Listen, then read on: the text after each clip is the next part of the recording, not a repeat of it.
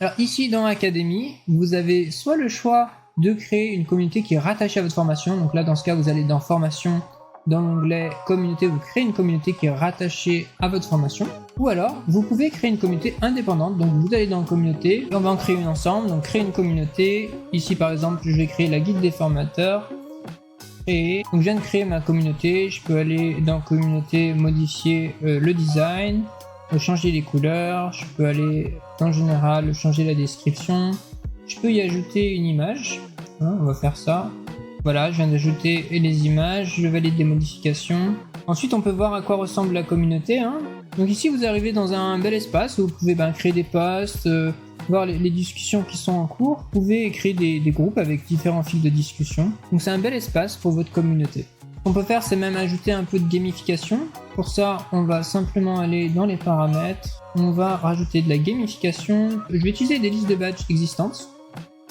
Et on va choisir un type, voilà, programme médiéval, voilà, importer ce programme. Et on a du coup tout un système de gamification qui est basé du coup sur le thème médiéval, ce qui va bien avec le thème de la guilde des formateurs. Et voilà, on a déjà un système tout en place. Il n'y a plus qu'à ajouter des membres. Alors comment est-ce qu'on peut ajouter des membres? Soit vous allez dans vos utilisateurs et vous ajoutez des membres ou un groupe de membres. Vous pouvez donner aussi accès à cette communauté à tout par exemple les membres qui ont acheté une de vos formations. Si vous voulez vendre l'accès à cette communauté, vous pouvez utiliser dans marketing, vous allez dans tunnel de vente. Dans tunnel de vente, vous choisissez la page de vente et vous faites en sorte que quand le formulaire de vente est rempli, vous donnez accès à cette communauté. Donc vous choisissez juste la communauté et automatiquement les personnes qui s'inscrivent recevront un accès. Et maintenant, si vous voulez donner un accès gratuit à votre communauté, vous pouvez aller tout simplement ici, toujours dans les paramètres, inscription gratuite, créer un lien. Là, vous créez un lien, vous choisissez même quel niveau d'accès ils auront dans la formation. Donc si vous créez un groupe 1, groupe 2, groupe gratuit, groupe payant, comme vous vous arrangez. Et comme ça, les groupes gratuits auront accès qu'à un certain fil de discussion.